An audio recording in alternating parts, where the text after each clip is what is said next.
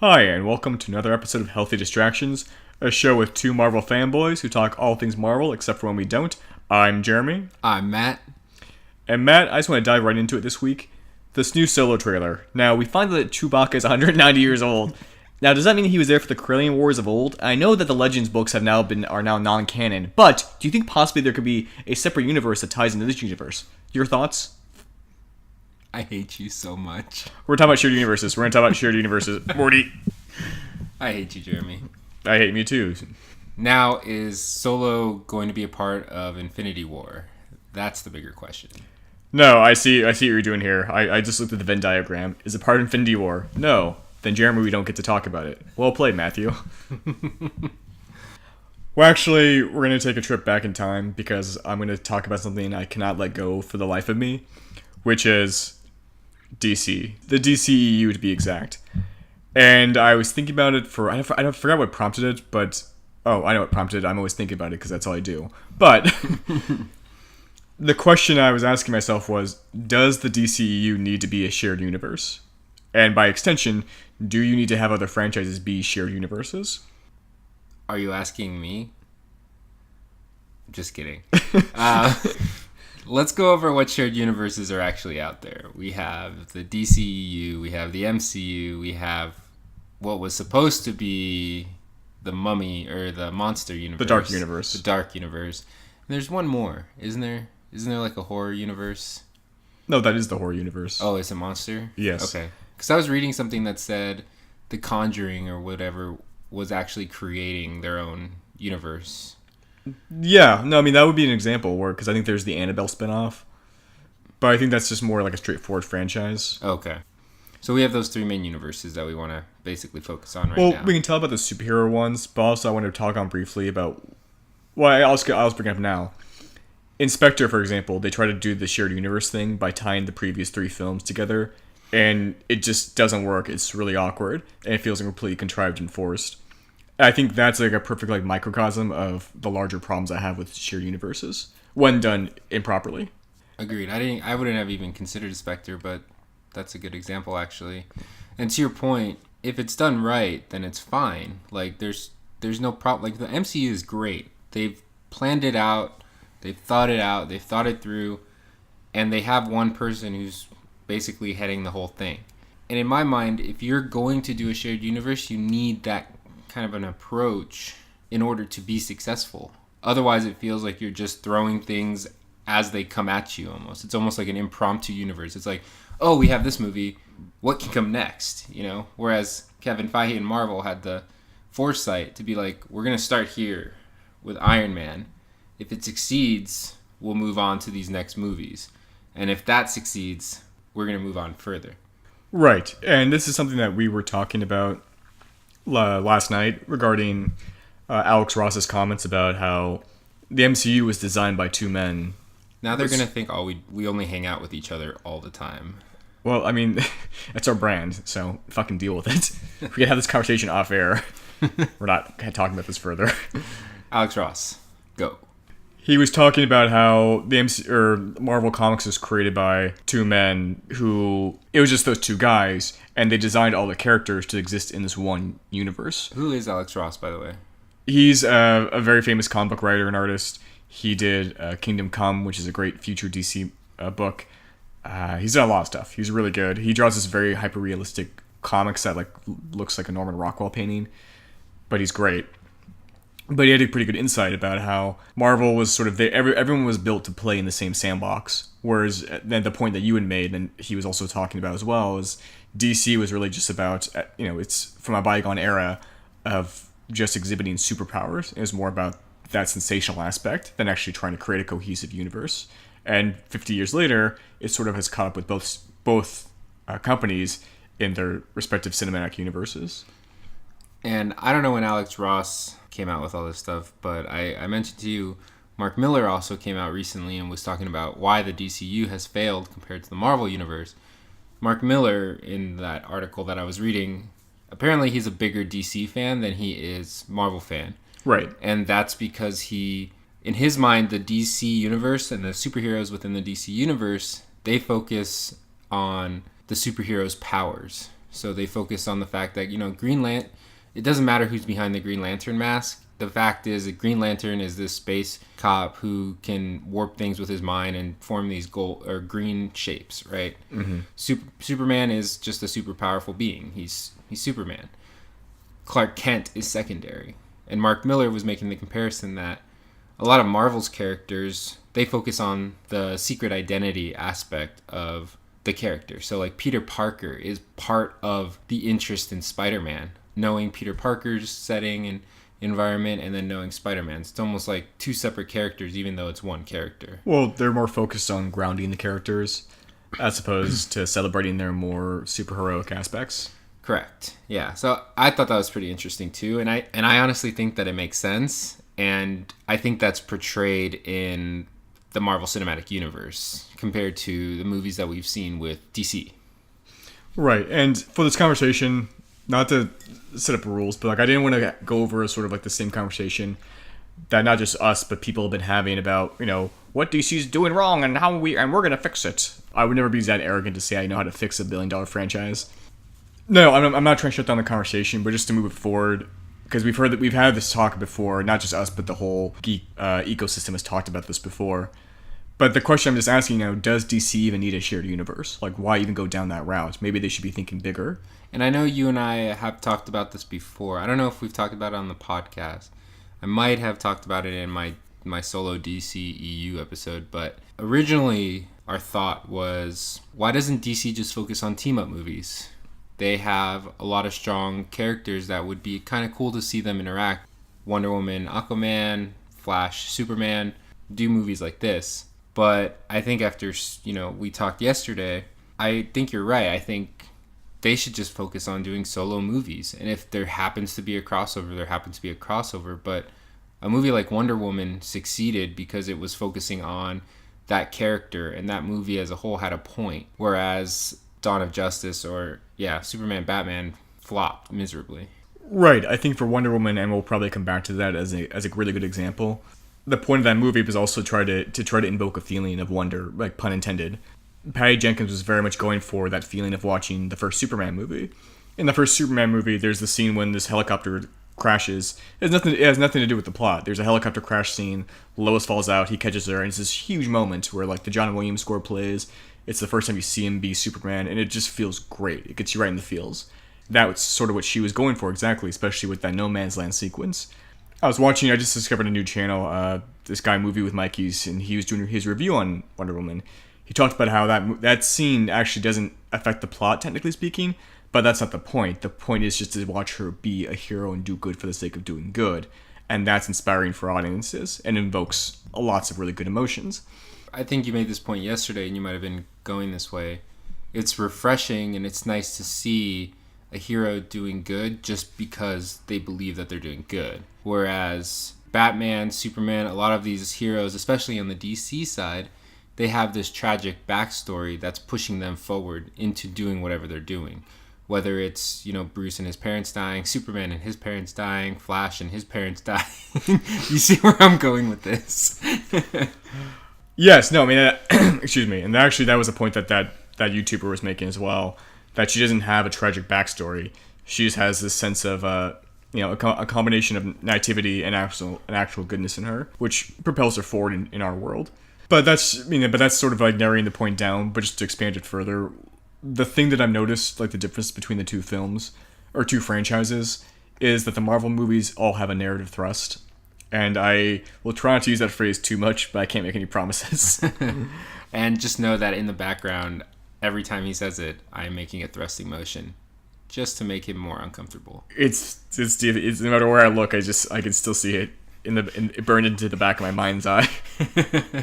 Anywho, I think with the MCU is there's the cohesion between the movies, which lends itself to being a shared universe. But that's like a technical aspect. You're not going to see these movies just to watch Iron Man and Captain America stand in a room together.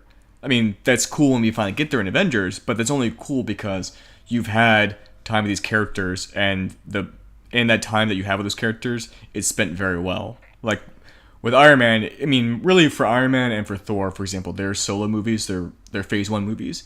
It's about them learning lessons, but those are lessons that we've all been through in our own lives. I mean, it's very identifiable. It's like the way my easy example is like Luke Skywalker. There's a lot about that character. Yes, it's a fantastical Star Wars space movie, but the way the character's portrayed and his motivations and his angst, oh no, that actually resonates on an emotional level. In Iron Man, Thor, you see that, and that just gets carried through with all their films. There has to be that emotional component to justify the existence of that character or the existence of the movie. You know, and I think we've already established when we talk about the DCEU, Wonder Woman is outside that. We're talking about the other films that just don't have a justification for their existence. We saw what the results are.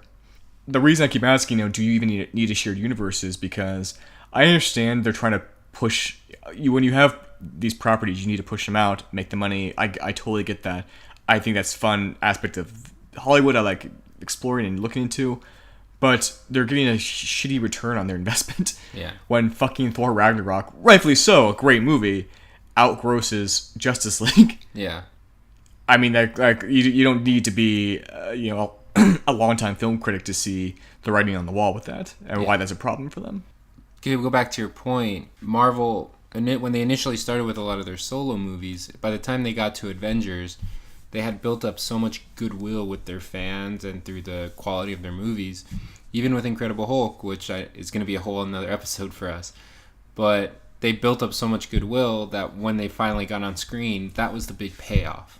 DC tried to just jump right into Justice League, and it fell flat. We didn't care about Cyborg. We didn't care about Aquaman. We didn't care about the fucking boxes and Steppenwolf. Like, there was no... The unity. There was no justification for those characters interacting with each other, and there had been no history between these characters. That's one of the reasons why Justice League fell so flat. And to your point, one of your points that you made yesterday, whether it was Zack Snyder's release or Joss Whedon's release, it wasn't going to change the movie. It was still an empty movie that made a bunch of empty promises that never came to fruition regardless. And that actually, thank you for saying that, because I can finally use this example.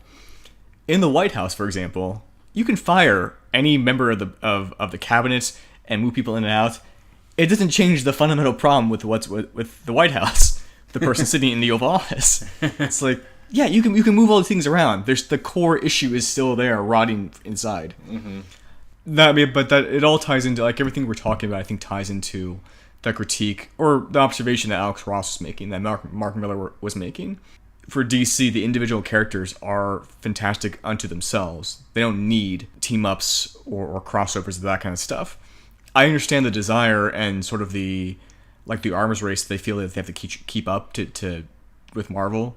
I mean, that's not just DC, that's everyone, just because Marvel has a great return on their investment. The example I also wanted to talk about was like the Dark Knight trilogy. Dark Knight Rises and Dark Knight. Before you jump into Dark Knight, even DC and Warner Brothers should see that you don't need to jump right into team-up movies or ensemble movies. That's not what's going to make you the most money. Black Panther today just passed Titanic for the third highest grossing movie of all time. And that is a solo movie. Black Panther by himself, origin story, made however much money, the third highest grossing movie of all time, not an ensemble. Granted, there was a lot of, again, goodwill built from Civil War because people loved that character. And on top of that, there were some, current political relevant topics being discussed. But you didn't need the ensemble to make such a well-received movie. They didn't lean on or depend on cameos from other Avengers to sell that movie. It sold itself. But Dark Knight trilogy. No, but actually, Black Panther ties into the Dark Knight trilogy because like what those two films have in common is a sense of purpose. To me, what was so frustrating and baffling after The Dark Knight Rises came out was when they did Man of Steel, and because in Man of Steel, I'm like, okay, this kind of makes sense because at face value, it looked like a Christopher Nolan take on Superman, or it basically looked like Superman Begins. Like, okay, I can see you're just trying to replicate the success of Batman Begins. I totally get that. And then with the final movie, though, there's nothing in there that it didn't really have anything in common with Batman Begins. Like, Batman Begins sort of justifies like why a man would dress like a bat and punch up criminals. Like, that's the core of the story is, his Bruce Wayne's journey from scared child to Batman, and just telling that singular story. Whereas in Man of Steel, there's no point to him being Superman. His dad literally just shows him the costume and says, "Yeah, you should go do that." What's the lesson that he learns in that movie? And Batman Begins, there's the, why do we fall so we can pick ourselves back up? And in the subsequent sequels, there's lessons in each movie that Bruce undergoes or he's changed by. What does Superman actually learn in Man of Steel? And that's an easy example to pick on. But I think that's what was so frustrating was you had a visionary filmmaker, obviously I'm very biased towards Christopher Nolan, given free reign over a character to do what he wanted. And so maybe, granted, you take that risk with Zack Snyder, but then you double down on that, which was so baffling. My thing the point I'm trying to get to is the way forward is with these characters, and not just for DC, but I think Fox is facing a similar problem with their characters. We've seen so many of these stories, and we've become so trained and adept to them. You have to almost be wowing the audience every time. I know that's a very high task to call for, and once again, I don't have all the answers. I'm not trying to make it sound super easy, but when you see a preview for one of these movies now, it has to have a hook behind it that piques your curiosity. I think that's where a lot of these films struggle, whereas Marvel has found it's become a self-perpetuating motion machine, where they have a different take on a tried and true formula each time. One of the things that you mentioned yesterday, too, when we were discussing, was, is Marvel even going to have a shared universe after Infinity War? Does it make sense for Marvel to do it? They've stayed ahead of the curve, as you so rightfully put, and they stay ahead of fans' expectations, and they keep trying to evolve and make sure they bring new audiences in. So does it even make sense that these future Marvel movies, or the next 10 years of Marvel movies, is it even going to be a shared universe? Or is it going to be more standardized, solo movies, maybe some team-up movies here and there, but not a ton of connectivity or no Infinity War end goal?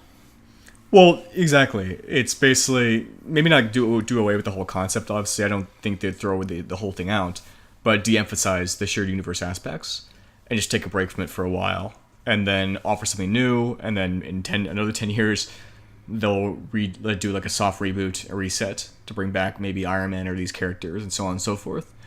I guess another thing that I wanted to bring up as well, like not just to always pick on DC, but I also want to talk about the Fox, like the state of Fox heroes. Deadpool 2 I think will be successful, but they're saying that's already tracking to not open quite as high as the first one. New Mutants was supposed to come out this year. That got delayed to next year for reshoots. Same with Dark Phoenix. That got delayed for next year for reshoots as well. Once again, this is all pure speculation, but I feel like Fox is sort of having that anxiety of saying, like, we don't have anything new to offer. Yeah. And I think that's sort of like where a lot of these properties find themselves in trouble. This might be sidestepping the main point that you were trying to make, but do you think Deadpool is not trending to make as much as the first one because it's pretty much the same movie rehashed? No, I think it's exactly that. I think it's everything we've been talking about, where how do you stay ahead of audience expectations? I mean, I think it looks really funny, and I'm excited to see it, but I'm not hyped for it as much as I'm hyped for the new Star Wars movies, obviously, because I'm a biased fan. Yeah. Or Avengers Infinity War, which actually feels like a huge event. Infinity War feels just beyond amazing, but I get what you're saying. And even Solo, I will say, I'm pretty excited for Solo. And I'm not that huge of a Star Wars fan, but it looks like it could be fun. And Deadpool, again, looks fun, but it looks more of the same. At least Solo looks like something new, something we haven't seen before, and it takes place within the Star Wars universe, which is always fun. Right. It doesn't suffer from the problems of like other spin-offs of franchises where it has to be the end of the world. We need to stop this before this thing blows up and everything dies. It looks more like a fun caper. With Solo, they found a niche in that movie, how to actually do it, and that's what they're going for, instead of trying to like just make it the same repetitive Rebels versus Empire story we've seen so many times. And that's also an example of what we've been talking about. The other point I wanted to bring up is when I think of these movies and why I like them so much is because of the broad appeal, which I know for some people that's a reason to look down upon them, is the mass appeal. I like the fact that my mom, who doesn't read comics, is going to see Infinity War and can follow everything that's going on, and she's invested in these characters. That to me is the marks of like great storytelling and a rarity in filmmaking, especially on this scale. And so I feel like with these films, like whether it's the MCU or DC or any of these characters, that should be the baseline expectation of getting people's excitement up, regardless of whether they're hardcore fans like us or casual viewers. And I think that's also the problem. That's what I mean, like by narrative thrust is how do you bridge the gap between capturing my attention, than somebody who has no interest in these characters. I was using the Batman Begins example, or that whole trilogy, for example, because when I saw Batman Begins, I pitched it to friends who were dubious, saying, like, this is a superhero movie for people who don't like superheroes. Exactly. Like, Chris Nolan had a very distinct vision how he wanted to portray this character, and you may disagree with that vision, but I don't think you can disagree with the results. Yeah. And that's why, for, like, DC especially, to paraphrase Snoke, the raw, untapped potential, like with a Green Lantern character, if Duncan Jones, who did Source Code, and Moon was given that character, what could he do with that character if he's given free reign? And the only expectation was it has to be something special. You know, don't limit yourself. And that's the thing with DC is their characters are so extravagant. You need to take chances, and you need to go beyond the realm of what we're expecting and what we already know. Stay away from Earth. Aquaman is interesting because it's on Earth, but it's a whole nother world. We're gonna see Atlantis. He's from Atlantis, right? Yes. Okay. We're gonna see Atlantis, and we're gonna see this whole underwater world that, you know, we haven't really seen, or we don't even know, even though we live on it all the time. We haven't really dived into it. God damn it.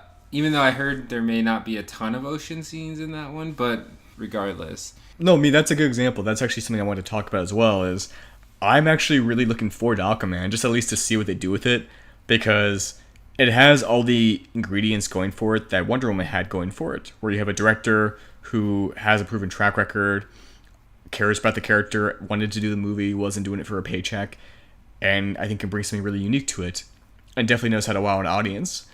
But at the same time, there's the baggage of the DCEU. Yeah. So I don't know how he's going to thread the needle. So I hope he can. We'll see. And maybe, you know, if Aquaman is good, we have Patty Jenkins with Wonder Woman. You know, maybe we get another good solo movie from the DC world, whether it's like a Flash movie or a Superman or Batman movie, whatever hero it may be. Maybe that initiates this whole process of having a shared universe if they truly want one.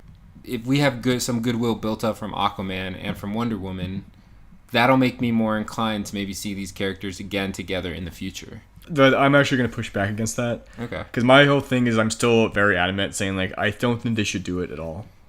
I'm actually going to be a full-on extremist about this. Okay. Where I just don't think they have the means to justify it. And I think, though, the difference is on TV, for example, with Arrow, Supergirl, and Flash, they've done an excellent job. And there is that cohesion of, because each character has a very distinct voice, and they've done the legwork to define those characters. And I actually wasn't proposing doing a shared universe. I'm saying once you have that goodwill built, then it gives you the option to choose whether or not you want to move forward with the shared universe. I do agree that I don't want to see a shared universe. At the very most, I want to see smaller team-ups. But at least once you have that goodwill built, then DC can decide, okay, are we going to move forward with a shared universe or not? But I want to see some good movies first, and then consider it 10 years down the line. But, you know, that 10-year mark, that's really important to me, because I think the point I want to end on is the other benchmark I have for these movies are, you know, in 10 years, will I want to watch them again? That's for most movies I see. Yeah. Especially as I get older and the inevitability of death comes creeping closer to me. How do I want to spend my remaining years? Yeah. And so far, for the most part, you know, for all the MCU movies, if they're on TV, I'll watch them. They're movies I want to share with my kids someday. For people who haven't seen them, like, oh no, you just have to see it. It's really good, and there's still that excitement in it. Yeah. I've seen Winter Soldier and Thor Ragnarok probably 20 or more times. You're disgusting. You're a disgusting man child. Take off your man bib, put down your replica lightsaber, and go outside, Matt. You pasty fuck. I don't know where that came from. Anyways, as fun as it is to abuse you. But to me, that should be the benchmark for all these movies, and I think a lot of these other studios have a long way to go, but it's not impossible. Before we go, do you have any healthy distractions this week? This is not really comic book related or sci-fi or really anything related. I actually just finished a documentary on Netflix called Wild Wild Country. It was about this, cult that basically tried to develop their commune in Oregon. Came from India. Really interesting, and I was intrigued and it's only 6 episodes. Each is like an hour. It's the perfect length, and now I'm done with it, and I never have to revisit it again. So maybe Marvel Netflix, let's drop our episode count down, 30-minute episodes, and I'll be a little bit more interested. But the documentary was called Wild Wild Country, and it was actually very interesting. And I started, it's not really a recommendation, but I did not enjoy The Magicians, so. Oh, well, you're wrong, but okay. I know. I haven't seen the show, but I read the books, and they're really good. The books are really good? Oh, yeah, the books are great. It's only 3. Oh, okay. It's not like a fucking... It's not like... Well, like, I had a friend, he recommended The Wheel of Time by Robert Jordan. Isn't it like 30 or 13 It's, books or yeah, it's like 13, and he didn't, he died before he could finish them. So there's still, like, the last books were written by somebody. It's like, are you out of your fucking mind? It's too much. So, do you have a healthy distraction for the week, Jeremy? Nope. Later.